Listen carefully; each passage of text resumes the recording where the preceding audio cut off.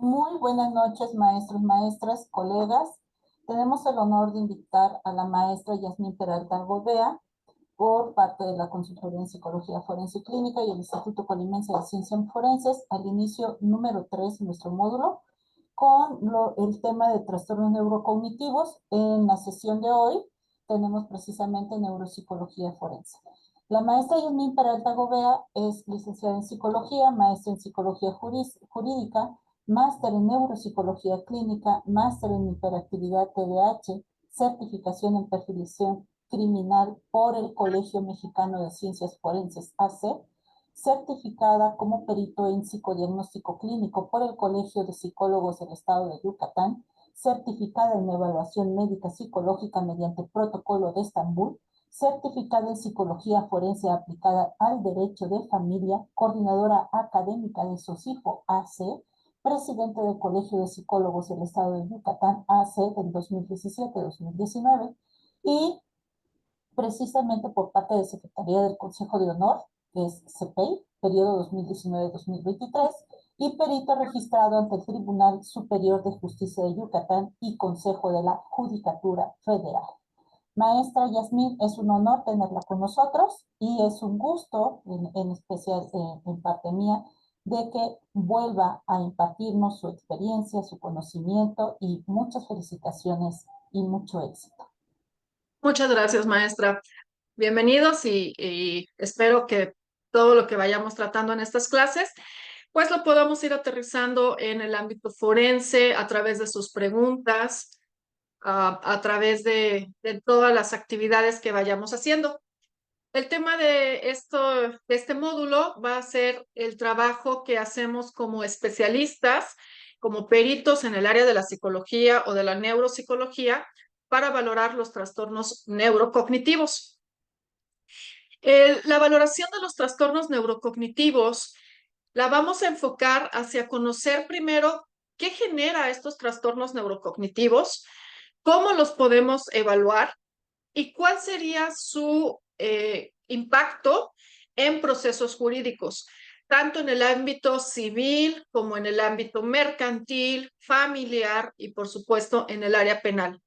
Cada uno de estos espacios jurídicos van a centrarse en diferentes disfunciones de los procesos neurocognitivos, porque cada uno de ellos juzga de acuerdo a la materia forense en la que nos encontramos, va a juzgar al sujeto de acuerdo a varios parámetros que nosotros podemos ir encontrando en los trastornos del neurodesarrollo y en los trastornos, por supuesto, de neuroevolutivos, que van a ser en este caso los trastornos de la tercera edad. Dentro de los que vamos a ir revisando es el delirium, el trastorno neurocognitivo mayor y leve, el trastorno neurocognitivo frontotemporal mayor y leve, el trastorno neurocognitivo de cuerpos de Levy y espero que nos dé tiempo para ir revisando los siguientes trastornos. ¿Alguno de ustedes conoce de estos trastornos? ¿Los ha valorado? ¿Conoce pruebas neuropsicológicas, psicológicas que nos ayuden a valorar estos trastornos? Me gustaría que ya sea que abran sus micrófonos brevemente, nos comenten o lo escriban en el chat. Veamos cómo nos encontramos como grupo.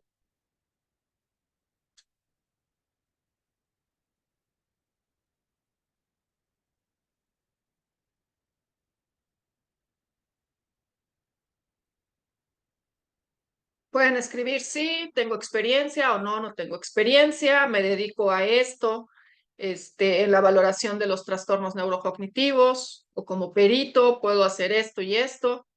¿En qué ámbito forense están ustedes laborando? Familiar, civil, mercantil, penal.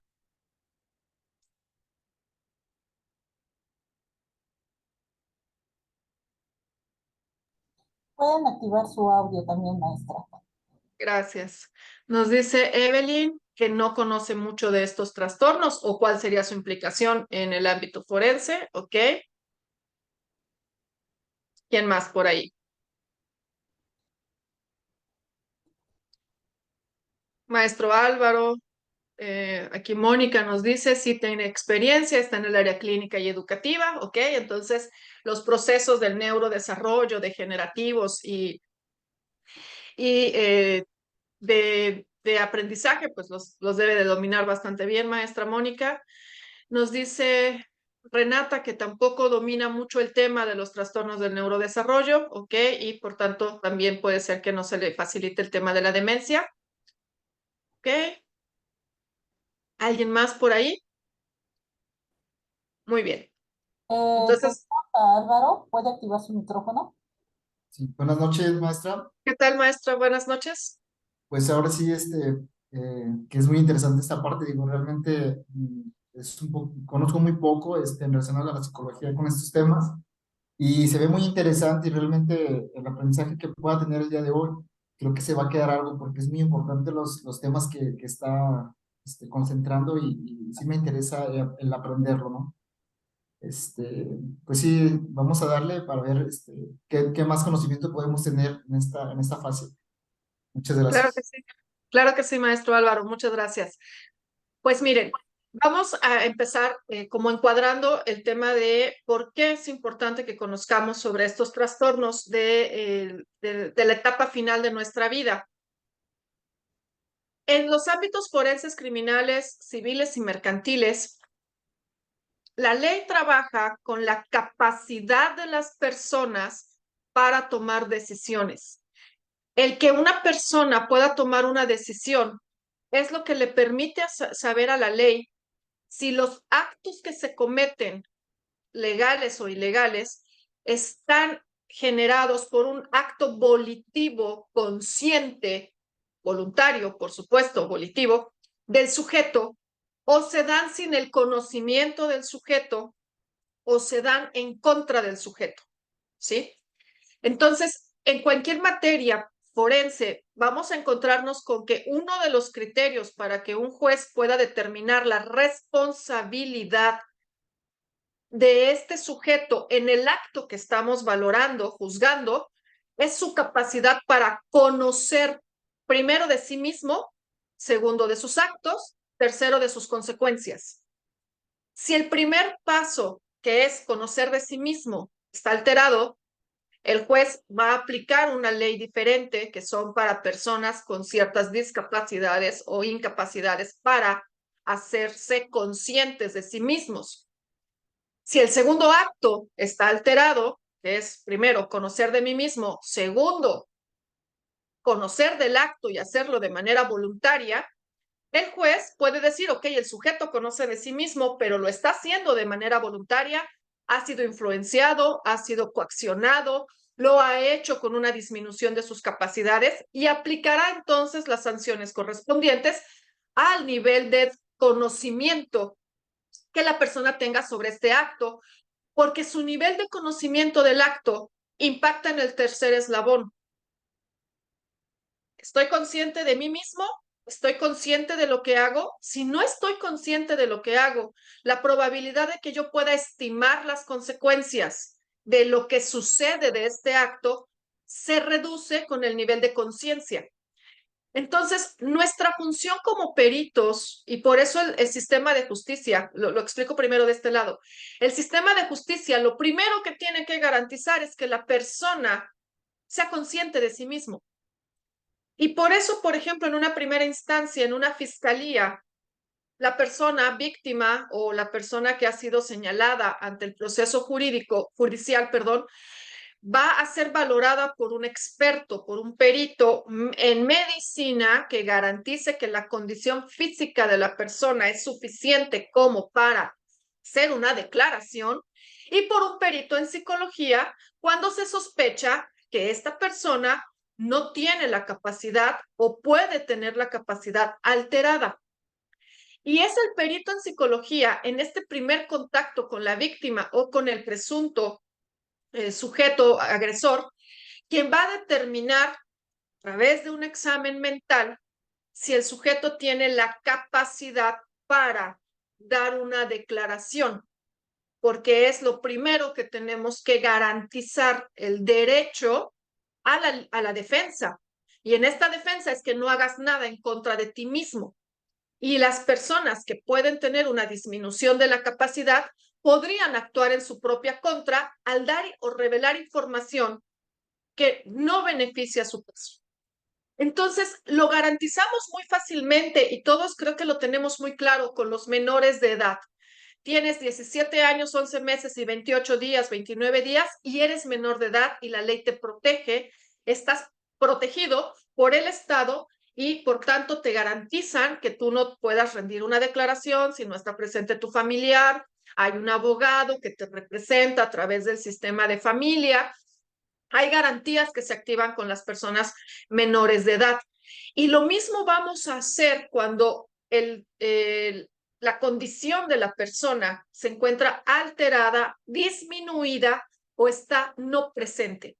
Entonces, lo vamos a hacer cuando encontramos personas de 18 años que tienen una discapacidad intelectual, que tienen una minusvalía, bueno, intelectual, una disfunción intelectual o que tienen una ceguera, una sordera, etcétera. Y luego lo vamos a hacer en esta otra etapa de la vida en donde comenzamos a tener deterioros neurocognitivos.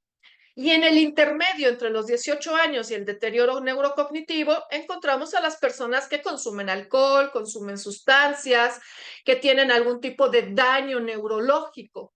Entonces, en todos estos momentos, la valoración psicológica o neuropsicológica lo que pretende garantizar son estos 3 pasos que yo les comentaba, que son los que vamos a enfocar en la valoración del deterioro neurocognitivo.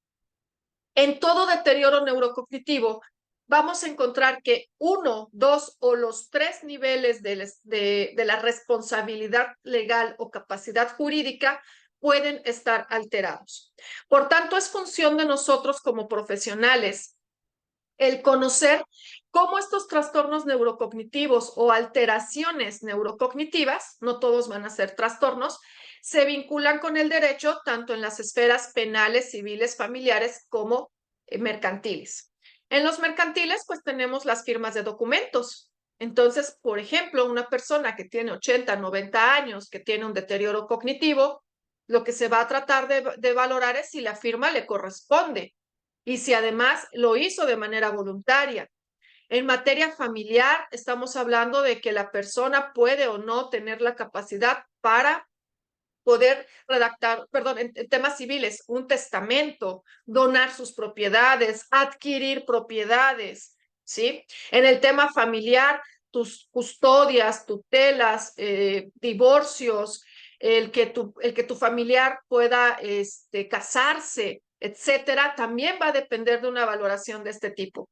Y por supuesto, en ámbitos penales, la responsabilidad penal que va a considerar el juez y te va a ser o no responsable pleno de un acto. Entonces, en ese sentido, vamos a ir enfocando la valoración de la capacidad jurídica de una persona y cuáles van a ser las implicaciones que tienen en un proceso jurídico.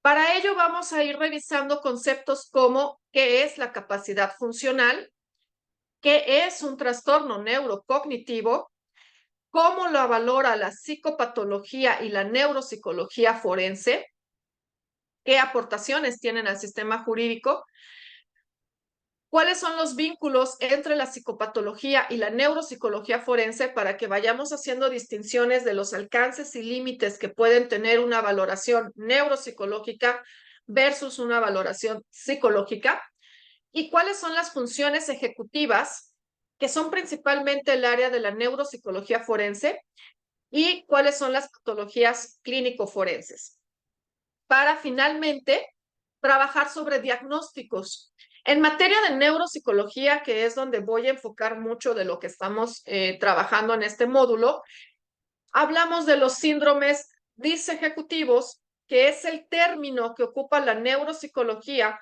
para hablar de los trastornos del neurodesarrollo, perdón, de los trastornos neurodegenerativos. La mayoría de los trastornos neurodegenerativos van a tener alteraciones a nivel de la corteza frontal. Por supuesto que va a haber alteraciones visoperceptuales, sensoriomotoras, a nivel del lenguaje, que es la corteza temporal, pero gran parte de lo que observamos en las demencias y en los trastornos neurodegenerativos es que nuestra corteza prefrontal comienza a deteriorarse, a sufrir, y la corteza prefrontal es la estructura de nuestro cerebro que gobierna nuestras funciones mentales superiores, es decir, la que gobierna nuestra voluntad y nuestra capacidad jurídica. Cuando se alteran las funciones de la corteza prefrontal, entonces le llamamos síndromes disejecutivos. No, disejecutivos quiere decir que hay fallos en las funciones ejecutivas, que son las que nos permiten gobernar nuestra vida. Entonces, en ese sentido, vamos a ir abordando nuestro primer término, que es la capacidad funcional. ¿A qué les suena, qué les parece, qué entienden cuando hablamos de capacidad funcional?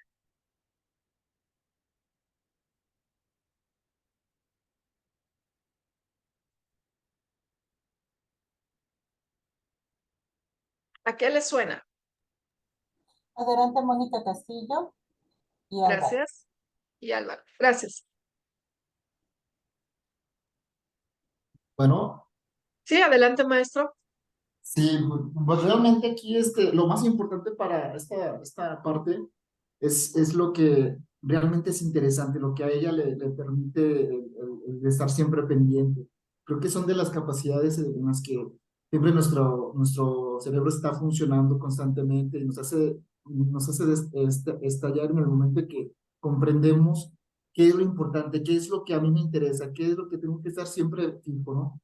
Eso es lo que más o menos yo le entiendo esa parte de la capacidad funcional lo que es el trastorno neurocognitivo, digo, realmente va enlazado, va realmente a lo esencial para esta persona. No sé Ok, si está. vamos bien, vamos bien. Cada uno va a ir aportando como su visión de lo que es la capacidad funcional y poco a poco vamos a ir abordando este término. Muchas gracias, maestro Álvaro. Maestra Eh, Mónica. bueno, antes de hacer como lo que entiendo por esta capacidad funcional, yo quería comentarle, en mi práctica profesional también tenemos estas valoraciones para cuando está este proceso del cambio de identidad sexual.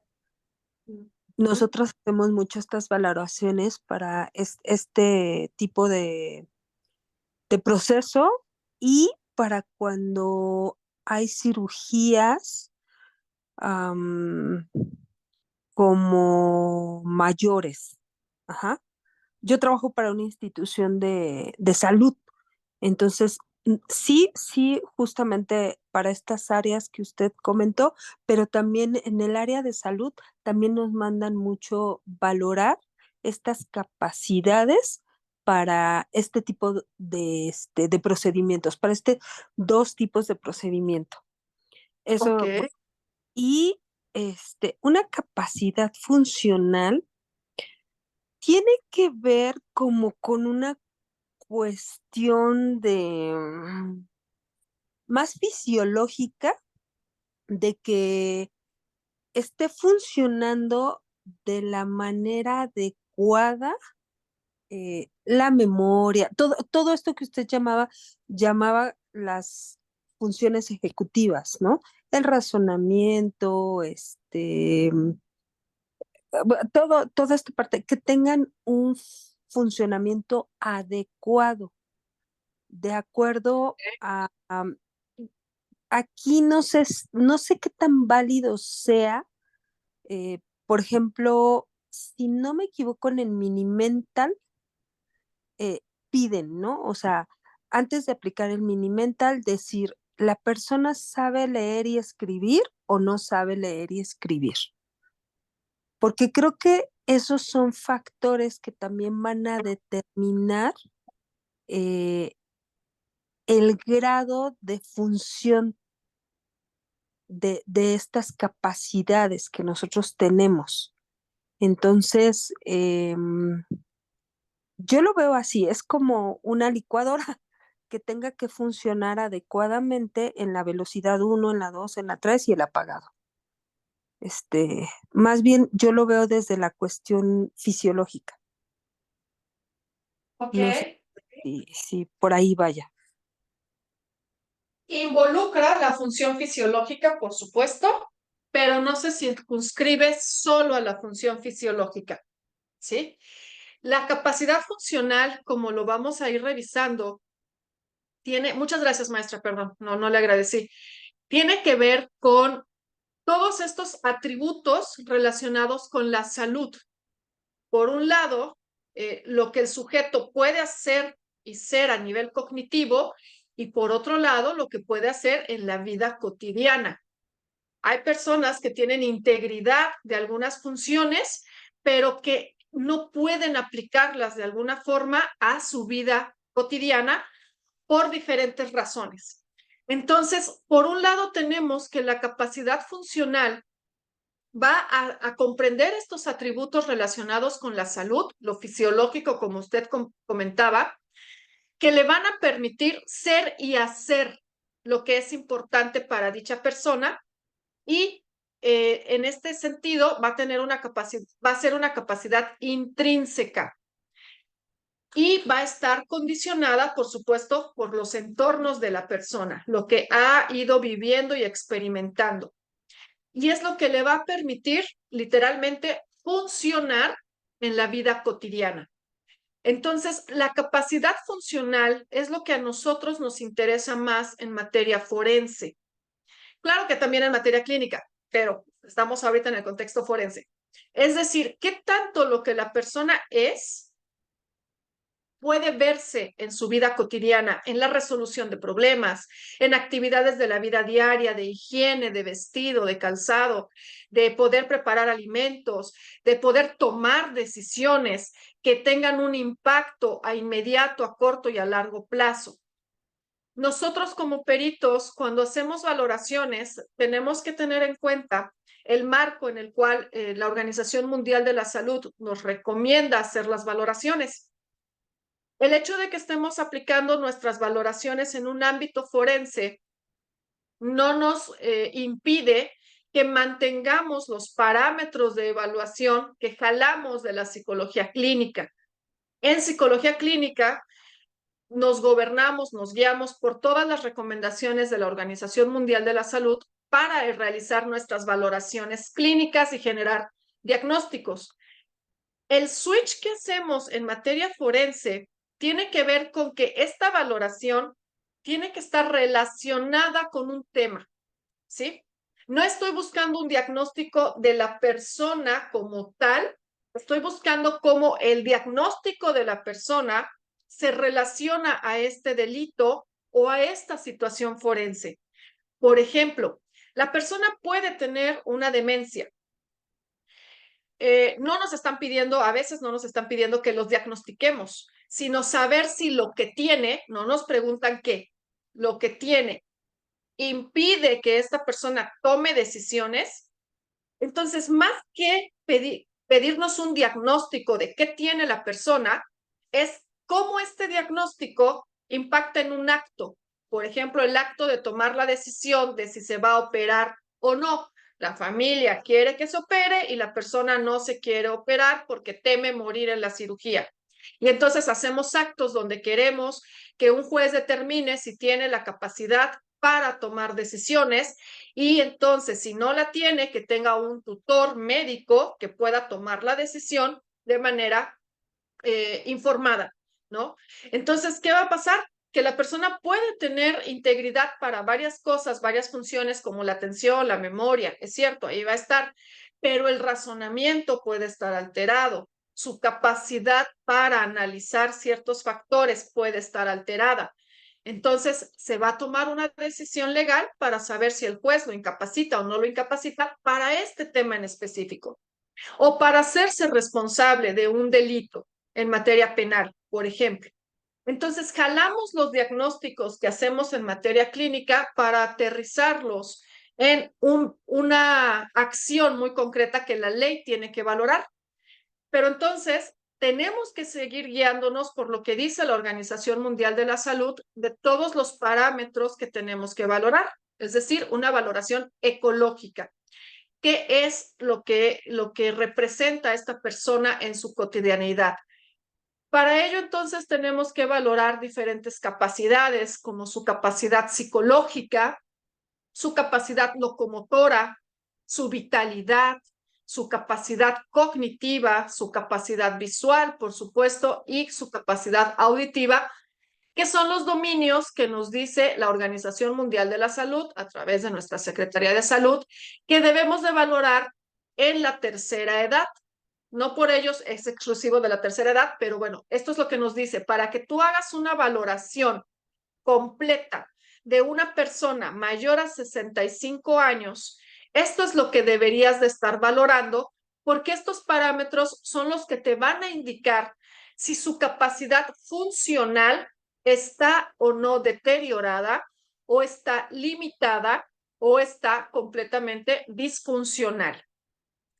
Estos 6 dominios, entonces, los tenemos que valorar en este marco de conocer cuáles son los atributos que la persona debe de poseer de acuerdo a su edad, teorías del desarrollo, que se espera encontrar a determinadas edades, en qué nivel de funcionalidad se espera encontrar esta función y si para su grupo de edad se encuentra dentro de los parámetros que se consideran saludables o está comenzando a mostrar ya signos de deterioro. Lo que nos dice entonces la Secretaría de Salud es que esos términos que vamos a ocupar los vamos a englobar en este concepto que se llama vitalidad. ¿Cuál es el nivel de vitalidad de la persona como un indicador psicosocial de su estado de bienestar? Los indicadores de la vitalidad que nosotros tendríamos que ir explorando, tanto con pruebas, escalas y entrevistas, tienen que ver con la salud física de la persona. ¿Tiene enfermedades crónicas? ¿Qué tipo de enfermedades crónicas? ¿Cuáles son las secuelas de sus enfermedades crónicas en los parámetros antes mencionados? Visión, motricidad, motilidad, capacidad de razonamiento, etcétera. ¿Cómo se encuentra su afecto? ¿Tiene un afecto estable? ¿Tiene cambios constantes del estado de ánimo? ¿Es una persona muy jovial? ¿Es una persona muy depresiva? ¿Cómo se encuentra este afecto? Resiliencia. La persona suele reponerse rápidamente o de manera lenta a las frustraciones y a los cambios en el entorno, tiene una visión de sí mismo donde se considera capaz de afrontar situaciones nuevas o más bien tiene una resistencia al cambio y le cuesta mucho trabajo adaptarse a estos procesos naturales de la edad, legales, por supuesto, y sociales. ¿Tiene cubiertas o no sus necesidades básicas? ¿Cómo se encuentra a nivel de vivienda, ingreso, transporte, acceso a sistemas de salud? ¿Cómo está cómo se encuentra actualmente para poder construir o seguir avanzando en diferentes procesos como lo laboral, lo familiar, lo social? Y cómo está tomando decisiones.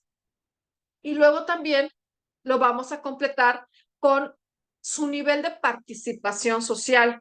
Contribuye a otras actividades como por ejemplo ir a la iglesia, ejercer algunas acciones altruistas, poder participar a lo mejor en el cuidado de sus nietos, los hijos de sus sobrinos, etcétera. ¿Cuál es su percepción de su nivel de bienestar? Todos los factores previos van a impactar en la forma en cómo la persona considera que su vida ha sido o no satisfactoria. ¿Cuál es su habilidad para crear y mantener relaciones interpersonales? Y, por supuesto, su estado de salud cognitiva. Entonces, en términos generales, nuestro trabajo en unas cuantas líneas, no crean que nos vamos a aventar 20 hojas hablando de esto, en unas cuantas líneas de nuestra pericial, que no son exactamente el estado mental, cuando a veces hacemos nuestros subtítulos en nuestras periciales, Toda esta información no queda en el estado mental, no queda propiamente en la historia de vida, porque nuestras periciales no pretendemos hacer un diagnóstico clínico. Tenemos que proporcionar la información que es relevante para el caso. Y toda esta información relevante la vamos a agrupar en un apartado, sin necesidad de decir a los 13 años se cayó y sufrió una lesión. No, es redactar en unas cuantas líneas, párrafos, cómo se encuentra la persona en términos generales, su nivel de vitalidad o su estado actual. Y después de esta información que es relevante, que vamos encontrando en cada persona, algo que caracteriza ese periodo o esa etapa o esa función de su vida, dedicarle unas cuantas líneas extras. Por ejemplo, la persona tiene un bajo nivel de resiliencia, le cuesta mucho trabajo afrontar nuevos cambios. ¿Y esto por qué nos interesa? Porque a lo mejor están solicitando que sea tutor de alguien, tutor de un adolescente. Un adolescente que cambia mucho, por ejemplo, para términos de custodia, para términos de que se hagan cargo de a lo mejor un sobrino o un nieto que está en un proceso de hogar por violencia intrafamiliar o porque los papás, no sé, tienen algún problema. Entonces se está buscando que los abuelos se hagan cargo. Y le hacemos esta valoración a los abuelos y nos empezamos a dar cuenta, más allá de aplicar tu cuida, porque les aplicamos el cuida para saber si pueden ser o no tutores, pueden salir muy bien en tu cuida, cómo se encuentra a nivel de la vitalidad para hacerse cargo de este niño, para poder tomar decisiones relacionadas con este adolescente, para llevarlo a la escuela, para ver las tareas. Porque puede ser una persona que en el cuida te salga muy bien en cuidado responsable, muy bien en afecto, resuelve el duelo, etcétera. Pero hay otras áreas de su vida donde no resulta ser tan efectivo. Entonces, aplicar este tipo de valoración nos va a permitir recolectar la información y poder hablar de cómo su nivel de vitalidad podría o no impactar en el cuidado de un menor, por ejemplo.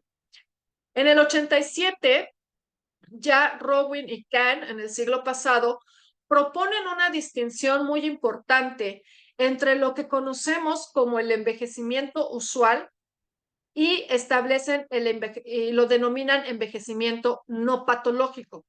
Es decir, es aquel envejecimiento en el que estadísticamente hablando, como les decía yo hace un momento, las funciones van a comenzar a funcionar con menor eficiencia.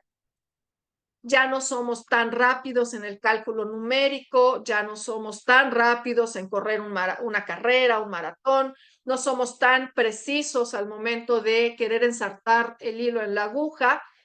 Y poblacionalmente, pues la mayoría de las personas a cierta edad van a empezar a observar este detrimento de sus habilidades. A eso lo vamos a llamar un envejecimiento no patológico, porque las funciones están presentes, pero están ya por el factor de edad disminuidas. Mientras que a nivel ya de patología, pues lo vamos a llamar fragilidad. Es decir, la persona está empezando a manifestar síntomas que son característicos de un deterioro neurológico patológico. Y esto va a generar en la persona fragilidad o vulnerabilidad. De acuerdo a la Secretaría de Salud, vamos a poder englobar las funciones que nosotros vamos valorando con diferentes términos que nos van a permitir ir describiendo cómo se encuentra la persona en alguno de estos criterios que llamamos edades. Entonces, podemos primero informar cuál es la edad del sujeto. Paciente femenino de 65 años, basado en su fecha de nacimiento. Presenta por el deterioro de sus órganos una edad biológica. Por ejemplo, ya los médicos, así como nosotros los psicólogos, pues tienen parámetros para decir, este hueso es de una mujer o es característicamente la forma en cómo se ve un hueso de una mujer de 65 años que no tiene osteoporosis.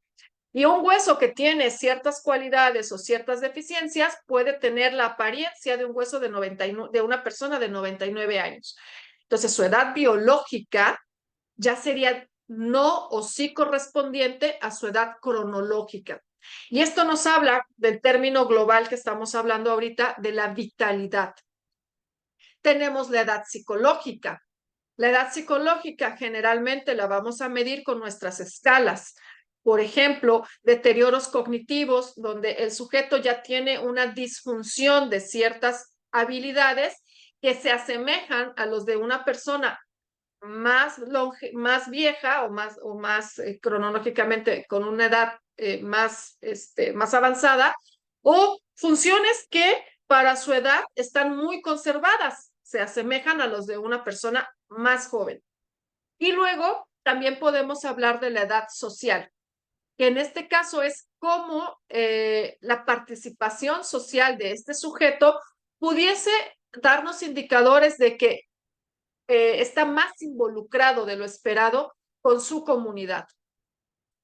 Y esto va a ser una forma en que nosotros podemos ir valorando la atención que le vamos a dar a las personas. Nos permite generar programas de recomendaciones para incluir o para que el juez conozca cuáles son las necesidades específicas de este sujeto y cuál es la evolución que va a tener.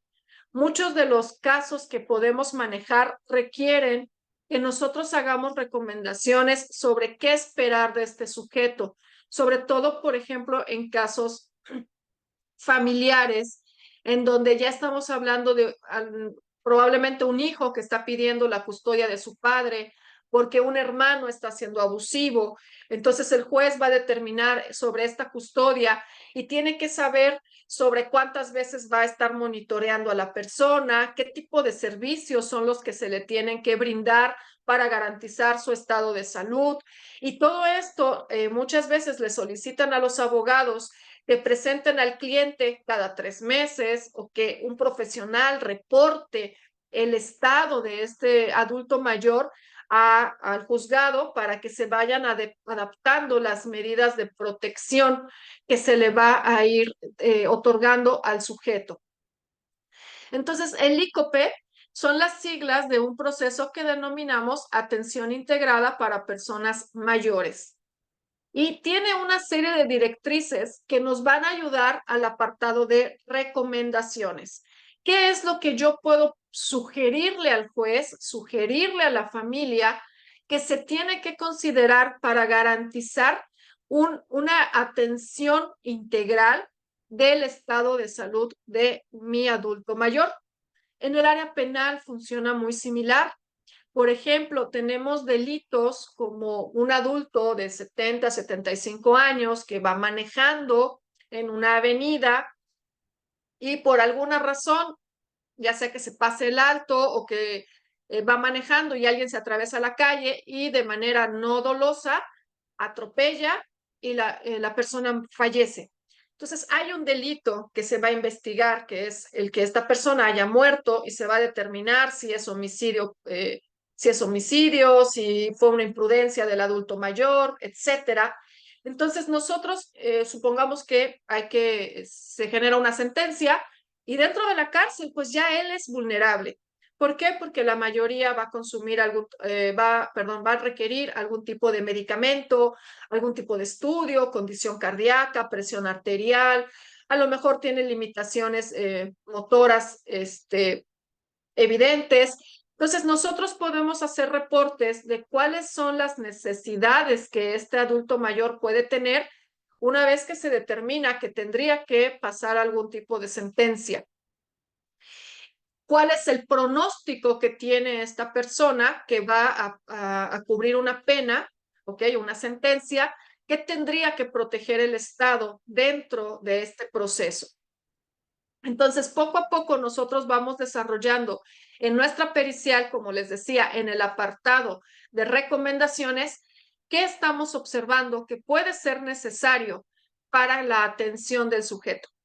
Y para ello, la Secretaría de Salud nos tiene muchísimas escalas que nos van a permitir trabajar con las personas adulto mayores desde la visión de la geriatría. Por ejemplo, si tú tienes una especialidad en geriatría, pues ya manejas estas escalas relacionadas sobre cómo medir, por un lado, la fragilidad de los pacientes a nivel músculo-esquelético.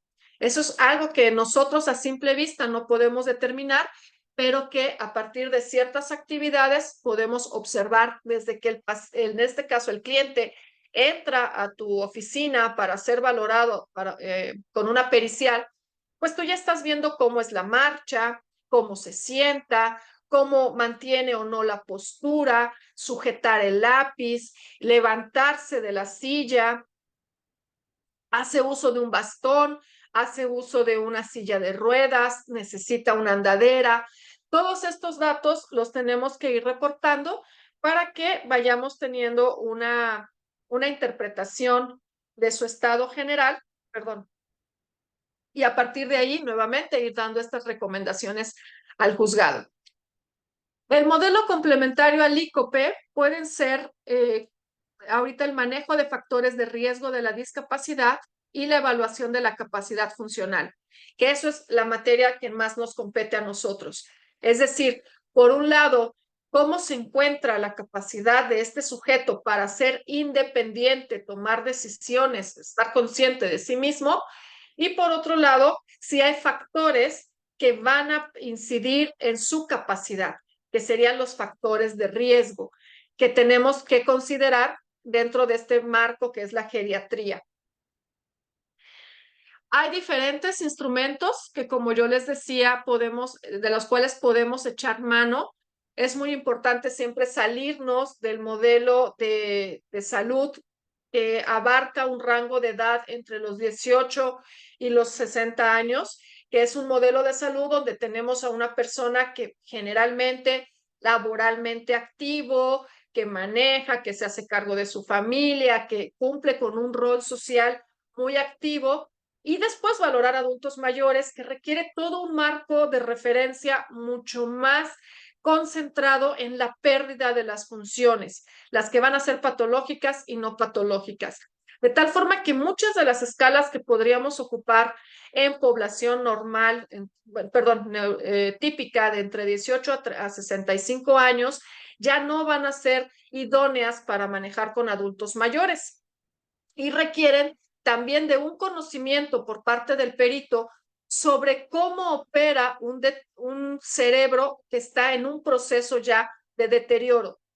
No porque digamos que la persona ya tiene un deterioro, sino porque de manera biológica, a partir de los 55 años, nos lo dicen las neurociencias, ya comienza un deterioro evidente. Es decir, ya puedo observar que la persona está comenzando a dar las primeras manifestaciones de la pérdida progresiva de funciones. Las neurociencias nos dicen que esta pérdida progresiva de las funciones inicia a los 35 años de edad. Se refleja en los siguientes 10 a 15 años. Es decir, ya para un experto en geriatría, pueden ser evidentes las primeras manifestaciones de este deterioro a la edad de 50 años. Y luego por los siguientes 15 años, de los 50 a los 65, ya progresivamente se van a hacer cada vez más evidentes estos deterioros. Pero ya somos capaces de medirlos a través de nuestras pruebas neuropsicológicas y psicológicas, a partir de los 65 dentro del margen de la geriatría.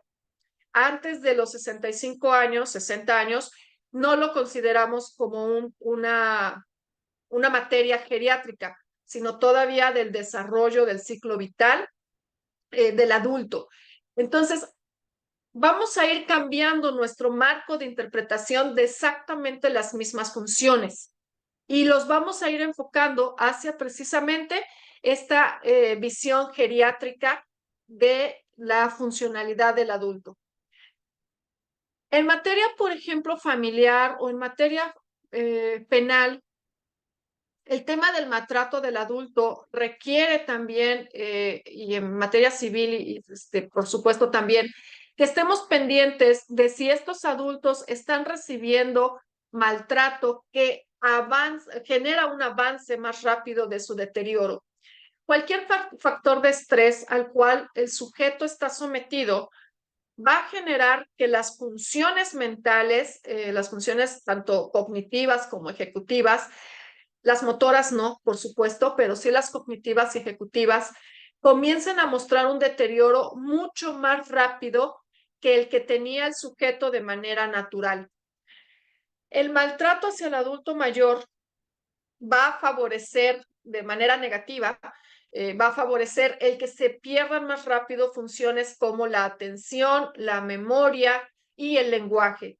Los niveles de estrés elevado en los adultos mayores que ya están enfrentando un proceso de deterioro cognitivo no resisten de manera tan resiliente los elevados niveles de estrés y van a producir que las neuronas se deterioren con mayor rapidez. Entonces, también es recomendable que nosotros podamos valorar, aun cuando no estamos en un contexto donde se nos solicita valorar si hay o no violencia, que podamos estar al pendiente de si el adulto mayor ha ido deteriorándose mucho más rápido de lo que usualmente es esperable de acuerdo a sus condiciones biológicas. Por ejemplo, como antecedentes de vida y historia clínica, pues solamente tiene hipertensión y tiene diabetes. Ok, estas dos condiciones generan un deterioro tan rápido en 10 años, no. Entonces puede haber otro factor que nos está llamando la atención, que nos va a permitir hacer una valoración más integral de los riesgos que puede tener este sujeto, aun cuando no me lo están pidiendo. Yo estoy observando que sus factores biológicos no están justificándome o explicándome por qué está este sujeto deteriorándose tan rápido. Y nuevamente en el apartado de recomendaciones voy a ir incluyendo estos elementos. Voy a avanzar un poquito para ya irnos introduciendo a lo que es el trastorno neurocognitivo. Lo primero que yo trabajaba ahorita con ustedes, pues es el ir dando los parámetros sobre los cuales vamos a hacer un switch en el marco teórico que generalmente trabajamos cuando no nos enfocamos al adulto mayor, que es un marco donde vemos el ciclo vital y el deterioro no es tan evidente y entonces poder predecir el deterioro del adulto mayor a veces no es tan fácil para todos, porque no estamos muy en contexto de cómo se va a ir deteriorando una persona. Entonces, es considerar todos estos factores que van a estarse mezclando a lo largo de todos los periodos de nuestra vida, pero en esta última etapa de nuestra vida, cuando el deterioro suele ser mucho más rápido, ya es más evidente y cuando no hay una intervención médica, psicológica, neuropsicológica, se va a dar muchísimo más rápido en los contextos forenses, porque toda persona que está sometida a un proceso forense suele experimentar niveles de estrés elevado. Tenemos que ir a audiencias, tenemos que declarar, tenemos que pagar al abogado, pagar las periciales. Entonces, el adulto mayor puede estar viviendo un nivel de estrés mucho más elevado que al final puede estar impactando en su deterioro neurocognitivo, generando que se deteriore mucho más rápido de lo que el proceso natural estaba generando en él.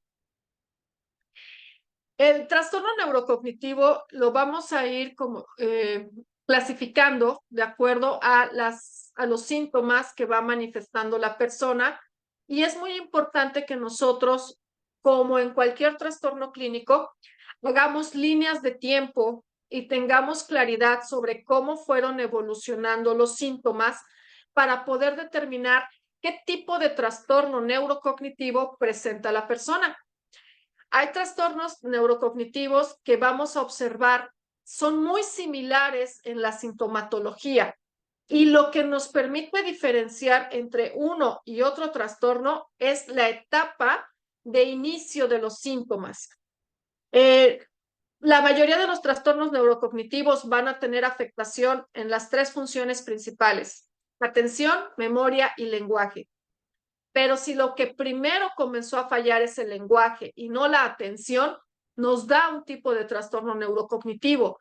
Si lo que primero empieza a fallar es la memoria, pero se conserva el lenguaje, vamos a hablar de otro trastorno neurocognitivo. Entonces, la línea de tiempo es precisamente con el familiar. En materia de trabajo con adulto mayor para determinar el deterioro neurocognitivo, generalmente vamos a hacer uso de las fuentes secundarias de información. No podemos guiarnos del todo con lo que el sujeto dice, porque precisamente lo que queremos determinar es si hay o no fallos de la memoria. Y recordemos que hay diferentes tipos de memoria. Muchas veces el sujeto tiene una muy buena memoria de corto plazo, pero tiene una muy mala memoria episódica. Entonces, o a largo plazo, entonces yo le puedo dar la prueba de sucesión de números o números en progresión y números en regresión, y el sujeto me los va a decir muy bien, pero no es capaz de acordarse de lo que desayunó hoy en la mañana. Sin embargo, cuando yo le digo, señor José, ¿qué desayunó hoy en la mañana? Puede recurrir a cualquier día de cualquier periodo de su vida y decirte desayuné huevo con jamón y un vaso de jugo. Y tú no tienes manera de saber si eso es verdad o no, a menos que hables con la fuente de información secundaria, que suele ser el cuidador principal de este sujeto, o suele ser un enfermero o enfermera, o algún familiar que esté de manera constante con él cuando él vive solo y que te diga, eso no desayunó o eso no sucedió el día de hoy. Porque de otra manera, cuando tú le aplicas las pruebas neurocognitivas como números en números directos y regresión, muchas veces te vas con la finta de que, oh, pues me los repitió muy bien, sí se acordó a los 20 minutos y entonces voy a tomar por bueno lo que me dijo que desayunó. Muchos pacientes, cuando tú les pides, ya que tienen deterioro neurocognitivo, generalmente pues la familia es la que les viene diciendo en el coche, papá, recuerda que hoy es tu cita, recuerda que los miércoles quedamos de ir a la cita y ya hoy es miércoles, y entonces les vienen haciendo como un refresh de lo que tienen que hacer ese día. Y cuando tú le preguntas, ¿qué día es hoy? Pues hoy es miércoles. ¿Por qué? Porque ya su hijo o hija se lo venía diciendo en el camino. ¿Y de en qué año estamos? A veces ahí te fallan y entonces ya esos datos nos van generando un falso positivo o un falso negativo en el diagnóstico, porque el mismo familiar sin darse cuenta le está dando los elementos que al final tú vas a valorar en la prueba. Entonces hay que ir tomando en cuenta todos estos factores cuando vamos a trabajar con el adulto mayor, que no solemos considerar cuando trabajamos con personas más jóvenes. Entonces les decía yo de precisamente tener esta línea de tiempo de la sintomatología. La fuente secundaria de información nos va a dar muchos datos sobre cómo fueron evolucionando los síntomas para poder determinar si estamos frente a un trastorno neurocognitivo menor, perdón, o un trastorno neurocognitivo mayor. En cuanto a los trastornos neurocognitivos menores, que la mayoría de nosotros vamos a pasar alguna etapa de nuestra vida en un proceso de trastorno neurocognitivo menor, vamos a encontrar un declive modesto en las funciones cognitivas. Cuando se dice un declive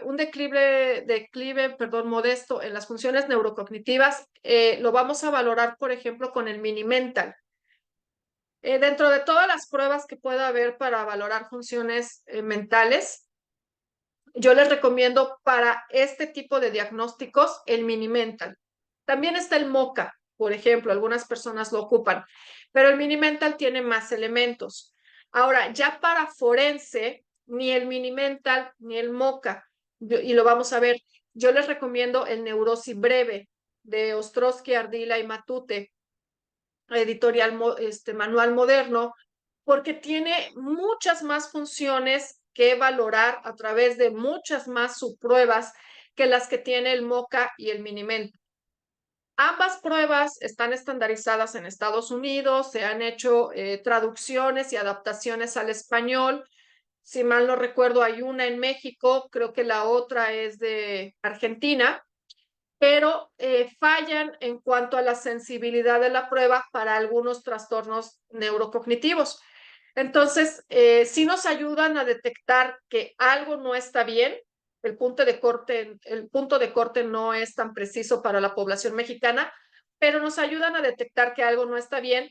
Ya si queremos valorar de una manera más profunda, el neurosis breve nos va a ayudar con muchos más elementos y de ahí ya nos podemos seguir en seleccionar la prueba como el neurosis, atención y memoria, el brief, no, perdón, el brief es para adolescentes, el Banfe o el Boston, el test de Boston, que nos va a ayudar para las funciones del lenguaje. Neurosis, atención y memoria para las funciones de atención y memoria y el Banfe para las funciones ejecutivas. Entonces, mi screening puede ser, si estoy en un ámbito de fiscalía, es muy poco probable que tenga yo acceso a estas 3 pruebas para aplicarlas con los sujetos, entonces me puedo quedar con el mini mental, pero es solo eso, un screening, y no es sensible para la población mexicana, por ejemplo, con baja escolarización. Entonces termina por darnos falsos positivos. Dentro de los trastornos neurocognitivos menores, también vamos a observar que las puntuaciones de estas pruebas van a estar por arriba de la desviación, perdón, entre la desviación 1 y 2. Si pasa de la 2, ya tenemos un trastorno neurocognitivo mayor. Desviaciones estándar 1 y 2 sería una desviación estándar 1, está dentro de la norma, pero en un nivel bajo. Puntuaciones que se van a menos 2, desviaciones estándar, ya me está hablando de un deterioro cognitivo, pero que está dentro de lo esperable para el grupo de edad. Y luego ya más de 2 desviaciones estándar, me estaría hablando de un trastorno patológico, perdón, de un deterioro patológico, no de un trastorno. Entonces, estas puntuaciones me van a ir indicando si ya lo voy a considerar como una evolución patológica del deterioro neurocognitivo o va a ser dentro de lo esperable para el grupo de edad de ese sujeto. Y vamos a observar que cuando tenemos trastornos neurocognitivos menores, la autonomía puede estar conservada con algunas ayudas que requieren de sus familiares o de un especialista, pero la persona sigue siendo funcional. Mientras que con los deterioros neurocognitivos mayores, vamos a observar que está deteriorada no solo la función mental, sino también a nivel de la autonomía, es decir, todo aquello que nosotros denominamos al inicio de la charla la vitalidad, de tal forma que ya tendríamos un indicador de deterioro neurocognitivo mayor. De acuerdo al DSM-5, que sería uno de los manuales que podemos ocupar para generar nuestros diagnósticos, vamos a encontrarlos clasificados en el grupo de desórdenes neurocognitivos menores y mayores, por supuesto. Yo les recomiendo, si ustedes prefieren ocupar el DSM-5, está bien, pero yo les recomiendo que usen, más la clasificación del CIE-11, que por varios parámetros resulta ser más ecológica, ayuda a tener una visión más funcional del deterioro neurológico, a diferencia del DSM, que trabaja más una visión concentrada principalmente en procesos cognitivos y mentales, ¿sí? Y mientras que el CIE es mucho más ergonómico, trabaja más el tema de la vitalidad, el tema más de la inclusión de la persona en procesos sociales, culturales, familiares, etcétera. Pero bueno, revisemos primero el DSM-5.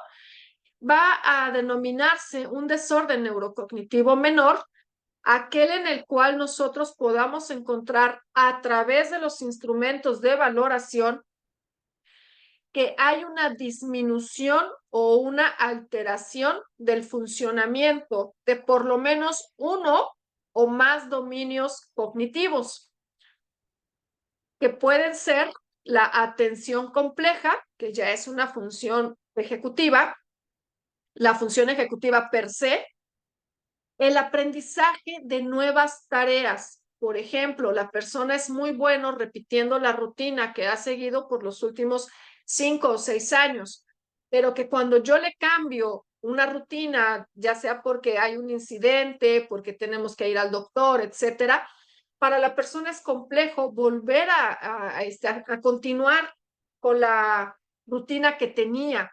O si yo le cambio de un manual a un automático o viceversa, no logra ajustarse a estos pequeños cambios.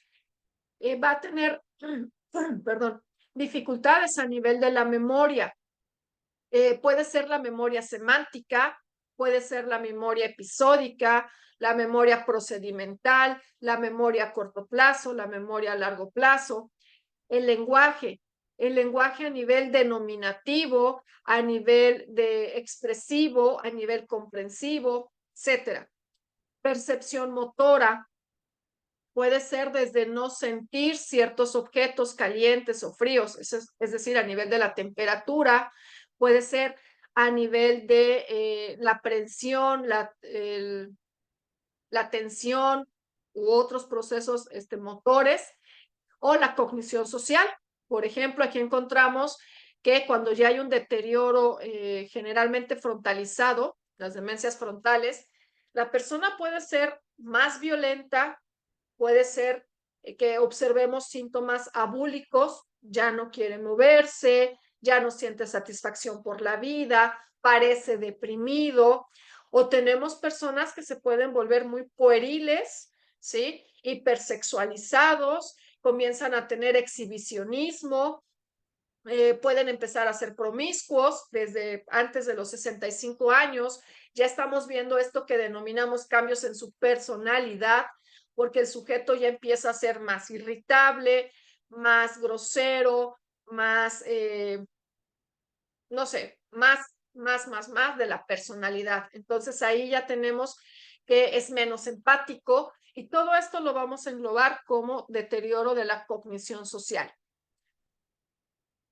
Nuestro análisis y nuestro dictamen, por supuesto, lo vamos también a sustentar en la preocupación de la persona, es decir, el sujeto llega quejándose. Esto va a ser en un ámbito clínico. En un ámbito forense, la persona no te llega quejándose, la persona llega porque la manda un juez. Entonces, generalmente vamos a observar, recordemos que en estos espacios, pues la persona quiere conservar por temas jurídicos el no ser diagnosticado como una persona con discapacidad o disminución, porque puede impactar en la custodia, puede impactar en una sentencia, o al contrario, quiere que pienses que él está discapacitado para que la sentencia esté reducida o la pueda llevar en su casa, etcétera. Entonces, el tema de la simulación lo tenemos que considerar también en estas etapas y poder valorarlo a partir por eso de un referente que nos va a dar parámetros de cómo se encontraba la persona antes de un evento cerebrovascular, un traumatismo craneoencefálico, epilepsia, por ejemplo, si es alcohólico, cómo se encontraba hasta hace un par de meses, cómo ha cambiado su ingesta de alcohol, si consume sustancias ilícitas, como puede ser marihuana, cocaína, etcétera, cómo esto ha impactado en su deterioro y, por supuesto, cómo ha disminuido su función en general. Un deterioro, perdón, modesto en el rendimiento cognitivo. Entonces, ya estamos hablando de que en nuestras pruebas nos va a salir una disminución de 1 o 2 desviaciones estándar, como comentábamos hace un momento. Preferiblemente, lo tenemos que documentar, por supuesto, con pruebas neuropsicológicas. ¿Ustedes conocen pruebas psicológicas que hablen de un deterioro cognitivo?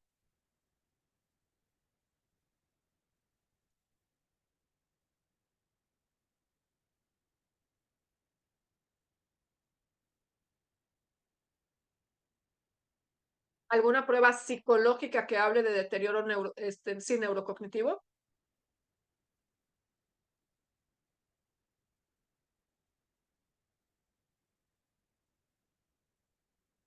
Nos dice Samuel que no.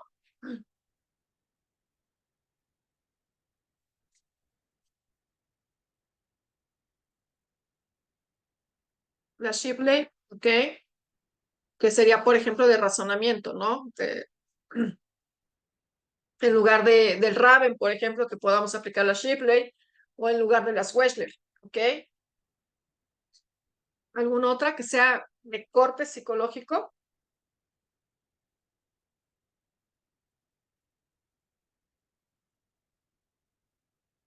Hace un momento les decía yo, cuando estábamos hablando de la cognición social, yo les decía que es como personalidad. Entonces, muchas veces las pruebas de personalidad, el MMPI, que es una prueba psicológica, el PAI, que es una prueba psicológica, podemos ocupar el 16PF, podemos ocupar este tipo de instrumentos que son de corte psicológico, que nos van a hablar del deterioro neurocognitivo sin que propiamente estemos abordando el deterioro neurocognitivo.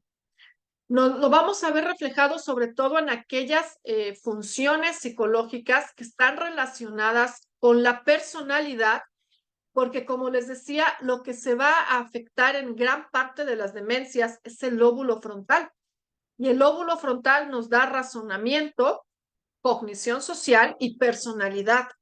Entonces, podemos tener a una persona que en los parámetros del MMPI-2 y en los parámetros del PAI nos pueden salir cambios muy evidentes en su forma de percibir la realidad. Por ejemplo, el juicio de realidad puede salir alterado. Si manejamos el PAI, podemos ver que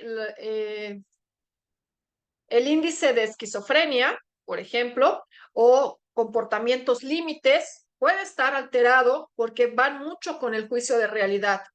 En el MMPI-2, ¿qué criterios podrían salir alterados? ¿Qué indicadores, perdón?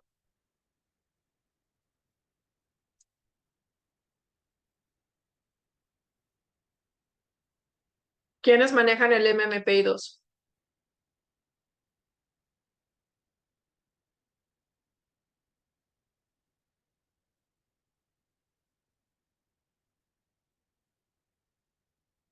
Los factores sí, que sería la escala final, donde va a integrar todo lo que es lo cognitivo, lo neurológico, lo social, y tiene que ver con el juicio de realidad y tiene que ver con el juicio moral. Entonces, las escalas sí, que son 5 escalas del MMPI-2, perdón, versión revisada, nos van a dar indicadores de que aquí hay algo que no cuadra para una persona que de acuerdo a todo lo que nos han ido comentando, que era muy noble, que era muy lindo, que era muy respetuoso, no, hombre, una maravilla de persona, de repente podemos ver que en las escalas de personalidad nos va a salir alteradas algunos ítems. Por ejemplo, mucho daño, mucha disfunción o quejas neurológicas, muchas quejas de paranoia. La paranoia generalmente conforme vamos teniendo deterioros neurocognitivos, nos comienza a fallar la capacidad para determinar si cognición social, si el que está enfrente nos va a dañar o nos va a proteger, o es neutro, no va a hacer nada. Entonces, el deterioro neurocognitivo, comenzamos a ver que la persona comienza a volverse más paranoica. Todos quieren dañarme. ¿Por qué? Porque la memoria, nuestros recuerdos están basados en la confianza que yo tengo contigo, eres mi hijo, mi hija, he estado ahí para ti, tú has estado ahí para mí, y de repente yo empiezo a olvidar que esta es mi casa, porque mi memoria a corto plazo ya está comenzando a mostrar deterioro. Entonces, yo recuerdo la casa donde viví en mi infancia y a ti ya no te conozco, estoy hablando de un Alzheimer, por ejemplo, en etapas tempranas, y de repente ya no me siento como que las personas que están a mi alrededor sean parte de mi familia. Las comienzo a desconocer por momentos. Entonces empiezan a surgir estas ideas de no sé qué hago aquí, me quieren hacer daño, me secuestraron, me están robando mi dinero porque ya no me acuerdo dónde lo dejé. Y sin embargo, la capacidad de repetir dígitos de orden inverso y en orden directo están correctas, tiene las funciones denominativas dentro de todo conservadas. Entonces puedes observar que hay deterioros en algunas áreas, pero no son tan graves, pero ya las funciones de cognición social que son más frontalizadas, sobre todo porque van en la base del cerebro. Entonces, sabemos que uno de los indicadores principales ya como que nos va a determinar que ya hay presencia de deterioro neurocognitivo es cuando la persona deja de oler, ya no percibe los olores, porque el bulbo olfatorio que se encuentra en la base del cerebro es de lo primero que se comienza a deteriorar, entonces ya es un indicador certero de la presencia de un deterioro. Y la posición o la ubicación en donde se encuentra este bulbo olfatorio en el cerebro, pues es en nuestra base del cerebro a esta altura, ¿no? Entonces aquí se conecta directamente con toda la zona frontal y cuando vemos que la persona ya está perdiendo el sentido del olfato, ya sabemos entonces que el lóbulo frontal está comenzando a deteriorarse. Y precisamente en esta zona de la base del cerebro se manejan las emociones, la regulación de la temperatura, procesos muy complejos que cuando tú les aplicas una prueba de personalidad que es muy psicológica, ya puedes empezar a observar que lo que te describían que era esta persona versus los resultados de la prueba de personalidad ya no están haciendo match, ¿sí? Y como las funciones que usualmente calificamos con el mini mental y con el neurosis, atención y memoria son más superiores, es decir, las estructuras que las rigen están más en la parte superior del cerebro a esta altura, entonces lo de abajo se está deteriorando, que regula lo emocional, el control de impulsos, lo que son las funciones de inhibición, esas ya se empiezan a deteriorar y lo vamos a ver en la persona, se vuelven más imprudentes, menos socialmente menos incluidos, etcétera. Y les repito, la de personalidad es más fácil que nos la detecte a etapas tempranas que una prueba de screening que va más hacia las funciones que están en la parte superior, frontal superior del cerebro. Entonces, sí tenemos instrumentos que desde la psicología podemos ocupar y que los vamos a ir corroborando precisamente con esta historia de vida. Si la fuente secundaria de información me está diciendo que se ha vuelto más violento, que se está volviendo más impulsivo, que es menos tolerante, la prueba de personalidad me lo va a reflejar. A diferencia de las escalas neuropsicológicas que no manejan tanto estos indicadores neurocognitivos de esa zona del cerebro, ¿sí? Entonces, yo les recomiendo hacer este match con las pruebas neuropsicológicas y las pruebas psicológicas y ver cómo se va comportando, por un lado, el deterioro de funciones mentales superiores y por otro lado, la personalidad, ¿ok? Bien, hasta aquí dudas, comentarios. Observaciones.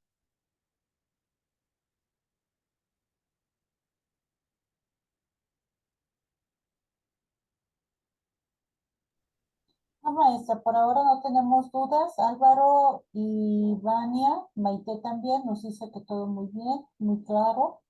Y agradecimiento. Gracias, maestra Etzel. Entonces, fíjense cómo poco a poco vamos teniendo estos indicadores que nos van a permitir observar los deterioros neurocognitivos.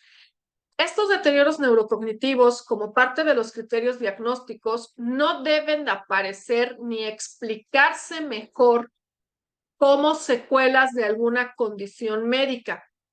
Es decir, yo les decía hace un rato, va a haber daños neurológicos después de un ictus, después de un tumor, después de una epilepsia. Ese tipo de secuelas neurológicas no las vamos a considerar deterioros neurológicos o neurocognitivos. El deterioro va a ser un proceso natural que puede ser patológico o no patológico, natural o no natural, pero que van a caer en una categoría diferente. El desorden neurocognitivo menor, entonces, no debería de ser secundario a una condición patológica. Por eso es menor. Es parte del proceso de deterioro que vamos a tener, les decía yo hace rato, la gran mayoría de nosotros. Hay personas que no lo presentan, por supuesto, hay personas que no lo presentan porque sus condiciones de vida, su herencia, su genética, fueron factores protectores a lo largo de todos sus etapas previas. Por ejemplo, tener una gran reserva cognitiva, tener un grado académico por lo menos de secundaria, perdón, por lo menos de preparatoria, universidad. Eso es un factor protector. Tenemos como factores protectores bajo consumo de azúcar, niveles estables de triglicéridos, que la persona no tenga una hipertensión arterial no controlada, que la persona no tenga deterioro en los órganos de los riñones, del páncreas, del hígado, que todos estos pues metabolizan la sangre, los nutrientes, y entonces el cerebro va teniendo el suplemento necesario de estos nutrientes. Bajos niveles de estrés también van a contribuir como factor protector, que la persona tenga niveles o que tenga la capacidad resiliente para poder afrontar los niveles de estrés de la vida, también va a surgir como un factor protector. El ejercicio es un gran factor protector para el deterioro, para prevenir el deterioro. Entonces, hay muchos factores que van a favorecer que cuando tú llegues a los 55 años, no te deteriores tan rápido. Pero supongamos que, bueno, esta es una vida idónea, ¿no? Ideal hacer ejercicio, tener bajos niveles de colesterol, etcétera, etcétera. La mayoría tiene como, pues, algunos de estos factores protectores, otros no, y cuando llega a los 65, 70 años, ya comienza a mostrar ciertos niveles de deterioro, pero mantiene la funcionalidad, se encuentra dentro de los parámetros esperables. Pero hay personas que no tienen estos factores protectores o casi ninguno. Entonces ahí es donde vamos a entrar a este trastorno neurocognitivo mayor,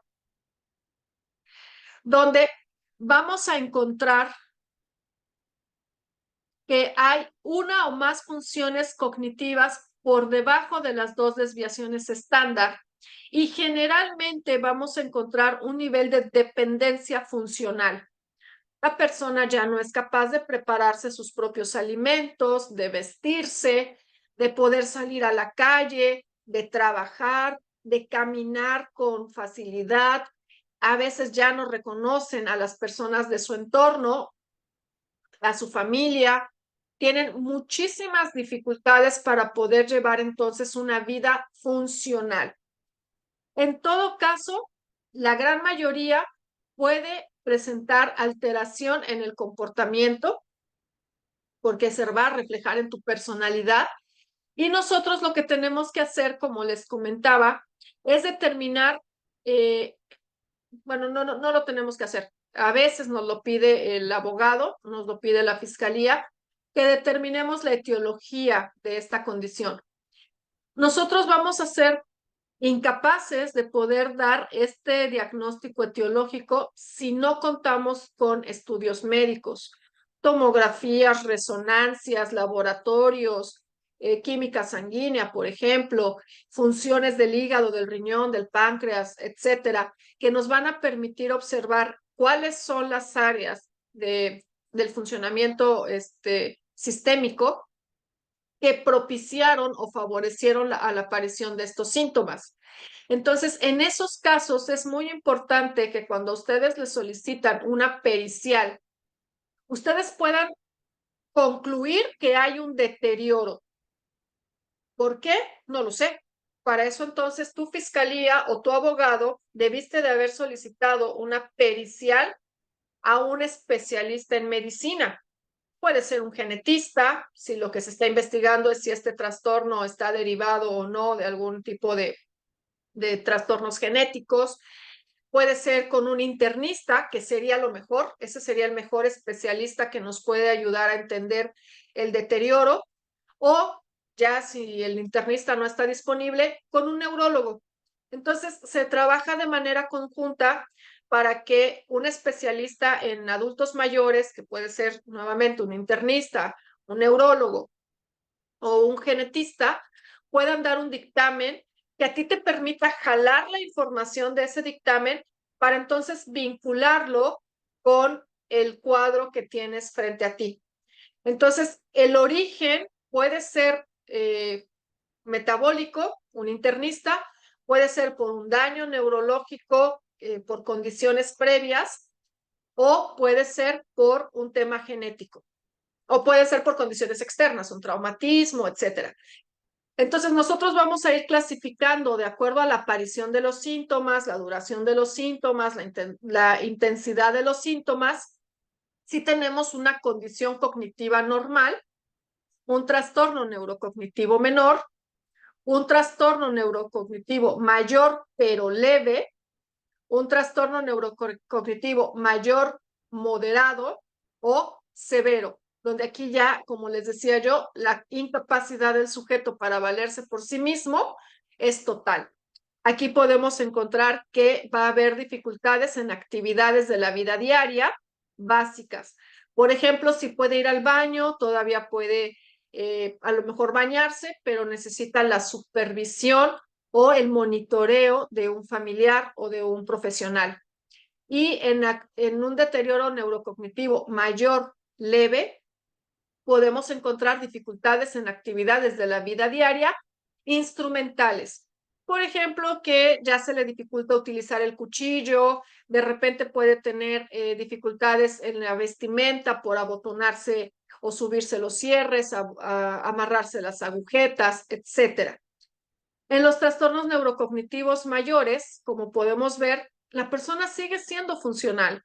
Puede manejar, puede tomar un transporte público, hacer sus compras, ser autónomo en prácticamente el 100% de sus funciones. Solamente va a necesitar más tiempo para organizarse.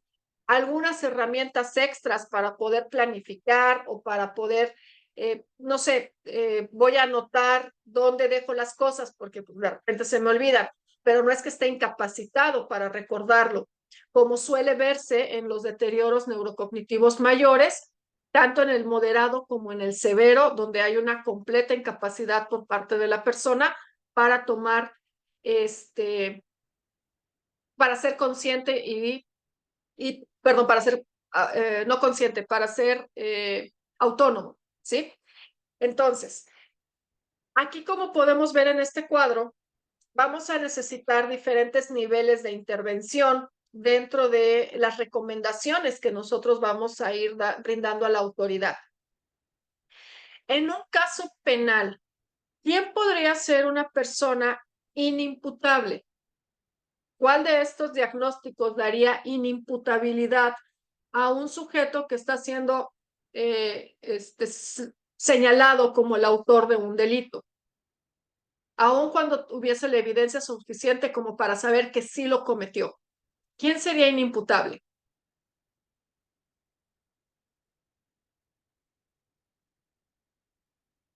¿Ok? ¿Todos los trastornos severos?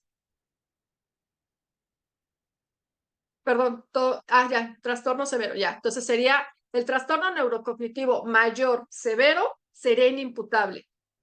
¿Algún otro o solo ese? Maestra, yo creo que desde un inicio, desde que es un menor, porque ya tiene algunas ya cualidades en las que pues, ya se refleja esta parte del trastorno, ¿no? Creo que inicia desde el menor y así sucesivamente se le va dando la imputabilidad a bueno, según la trascendencia que vaya teniendo, ¿no? Pero creo que sí es desde un inicio. Es decir, para ustedes de un trastorno neurocognitivo menor, ¿ya podría ser inimputable? No, más bien al revés. ¿Ok? Sí, ¿Cómo lo manejaría usted?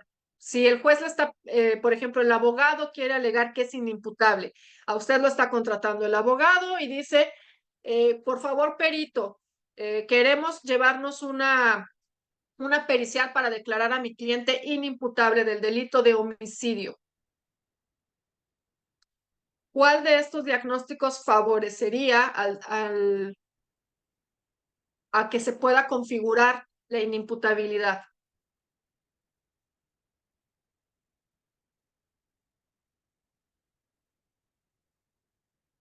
¿Qué dice la ley que se va a considerar para que una persona sea inimputable?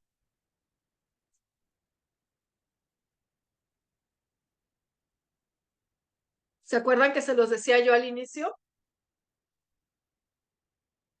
Son 3 niveles.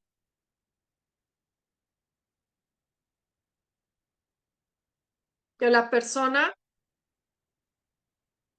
sepa quién es, sepa lo que hizo y sepa las implicaciones de lo que hizo. Si se configuran esos 3 niveles, la persona es imputable.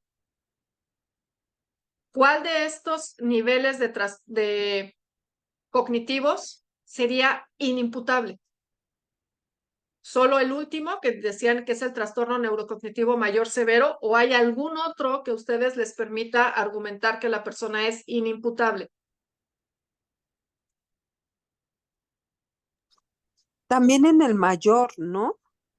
Lo que pasa es que tenemos 3 mayores: trastorno neurocognitivo mayor leve, mayor moderado y mayor severo. Perdón, del mayor moderado al mayor es severo. ¿Qué? Nos dicen moderado y severo, severo, severo. Ok, entonces, para la mayoría es el trastorno severo, sí o sí, configuramos perfectamente bien la inimputabilidad. Ahora podríamos debatir sobre el trastorno neurocognitivo mayor moderado. Nos dice que principalmente vamos a tener deterioro dificultades en las habilidades de la vida cotidiana o de la vida diaria básicas. Y vamos a tener una o más funciones neurocognitivas con una desviación estándar mayor a 2. Es decir, ya vamos a encontrar deterioro en el lenguaje, generalmente, en la memoria, generalmente, en la atención, generalmente, y percepción, que serían como las básicas. Planeación, organización, velocidad de procesamiento, memoria, inhibición, que son las funciones ejecutivas, pues ya de entrada esas sí están deterioradas o están disminuidas, ¿sí? Porque precisamente por eso se llama neurocognitivo. Entonces, ¿qué tendría que pasar para que con un trastorno neurocognitivo mayor, qué elementos tendrían que estar presentes a nivel moderado o leve, pueda yo como perito utilizar para decir que la persona es inimputable o darle otro recurso al abogado? Repito mi pregunta. ¿Qué tendría yo que encontrar alterado en un trastorno neurocognitivo mayor, moderado o leve para darle elementos al abogado de que su cliente puede ser considerado inimputable? ¿Qué tendría que estar alterado?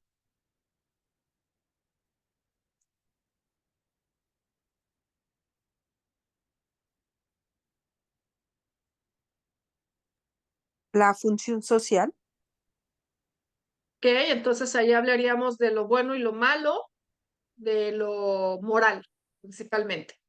¿Eso tendría que estar alterado para que yo diga que es inimputable?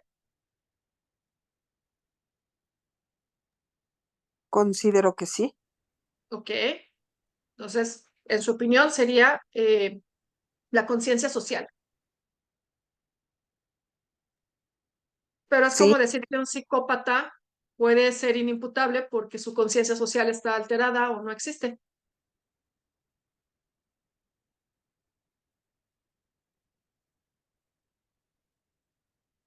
Porque solo me estoy basando en la conciencia social. La memoria y lo social, la capacidad de tomar decisiones. Les voy a dar un spoiler. La conciencia, la orientación, tiempo, persona y espacio tendría que estar alterada junto con la conciencia, porque es el primer nivel que tendría que estar alterado. Pueden estar conservadas la atención, puede estar conservada la memoria, puede estar conservada la percepción, pero la persona no es consciente de sí mismo. Si eso está alterado, no importa si es un trastorno neurocognitivo menor, mayor, leve, moderado, severo, si está alterada la conciencia, la persona va a ser inimputable. ¿Por qué? Porque el primer nivel que tiene que estar ausente o presente es que la persona sea consciente de sí mismo. Si no lo es, la ley lo va a proteger. Porque después de que soy consciente de mí mismo, tengo que conocer lo que hago y tengo que saber las consecuencias de lo que hago. Entonces, puedo saber lo que hago porque hay alguien que me dice, mira, atropellaste a alguien o te pasaste el semáforo, atropellaste a alguien y puedo entender las consecuencias de esto. Pero en el momento en el que lo hice, por ejemplo, estamos hablando de una persona que a lo mejor tiene una esquizofrenia, está en un brote psicótico, si se